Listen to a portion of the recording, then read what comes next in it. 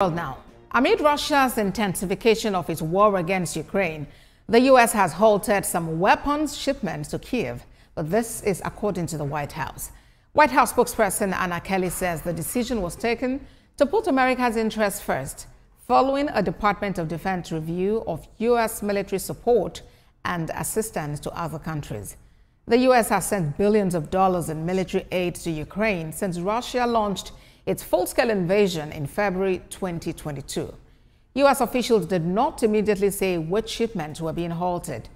The Ukrainian government has not commented on the announcement, although a member of parliament in the ruling party says the decision is certainly very unpleasant for Ukraine. The decision comes at a difficult time when Ukraine says heavy aerial attacks by the Russian military forces are being experienced. To other matters now, Republicans in the United States Senate have narrowly passed President Donald Trump's mega bill on tax and spending. After more than 24 hours of debate, the One Big Beautiful Bill was passed, with Vice President J.D. Vance casting a tie-breaking vote. It's now back to the lower chamber, where it was earlier cleared by House Republicans by a single vote margin. President Trump had given the Republican-controlled Congress a deadline of 4th July to send him a final version of the bill to sign into law.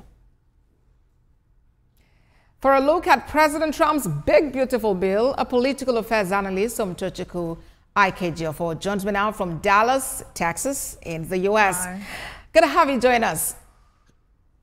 Good to be here. Yeah, it's Houston, Texas, not Dallas. Oh, thank you very much for that correction. So it's first, okay. Makes any difference. So first, what's your take about the One Big Beautiful Bill? It has a nice name to it. That's one for sure. Secondly, I'm not a big fan of the bill because in the long run, those of us who are still young, I like to think of myself as being young and fun, we have to pay the bill much later. The bill is helpful for those who are high income earners. Not all of us earn $150,000. Even if you earn $150,000 and you live in California, that's nonsense. You cannot survive on $150,000 in California. So those of us who earn under $150,000 are going to suffer for the bill.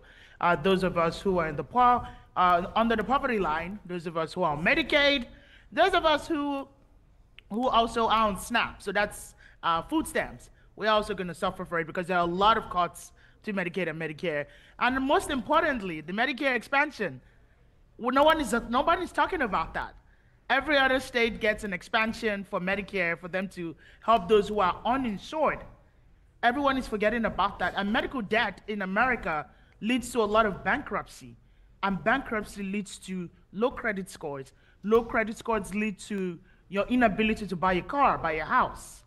And that leads to homelessness. That leads to you not having a job. So it's a vicious cycle. So I'm not really a fan of the bill, but there are some good parts to the bill. I will give you that. The no tax on tips, that's pretty good. For those who earn on tips, that's pretty good. There is I think he calls it the Trump accounts. That $1,000 for American citizens bond, but it's for a short period of time. It's for only 4 years. So that's going to be an interesting one. Well, I guess that's enough time for you, for the individual concerned, benefiting individual, to make some, cash from that. But President Trump has actually given 4th of July as deadline for it to be presented to him for assent. Considering the hurdle experience in Senate, how quickly do you think Congress would approve of it? Oh, please. 4th of July is not happening. This is government. This is politics. It's not. Trump still thinks he's in the private sector. It doesn't work that way. This is government. There are procedures that need to go in place. It just finished Votorama yesterday. It has to go to the chamber today. I'm not sure Mike Johnson is going to be able to send the vote up until 11 o'clock. Again, that's in an hour. And when he does that, everyone has to actually arrive in D.C. to vote. And then those who want to object, there you have to debate it. So the House has its own procedures. There's a reason why politics is the way it is. There are procedures, there are decorums, there are things that have to occur before a bill gets finally sent to the executive. So July 4th is in 2 days. I don't think you understand. 2 days. It's in 2 days, and we understand, and sometimes we understand that the president has actually cleared his schedule for today, so he could have conversations with the members of Congress in order to appeal to them to give that bill the necessary support. So what do you think?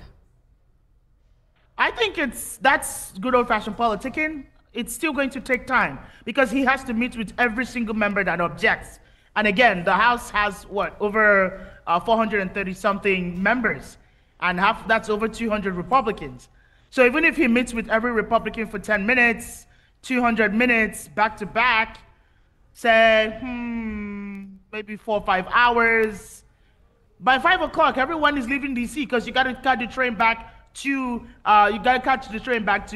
DMV. You got to catch your flight back to your district. So it's not possible. I don't think it's possible, but we'll see. How about this? On Friday, on Friday, if it does happen, call me at my pool party. I would answer your call. How about that? We'll have a conversation.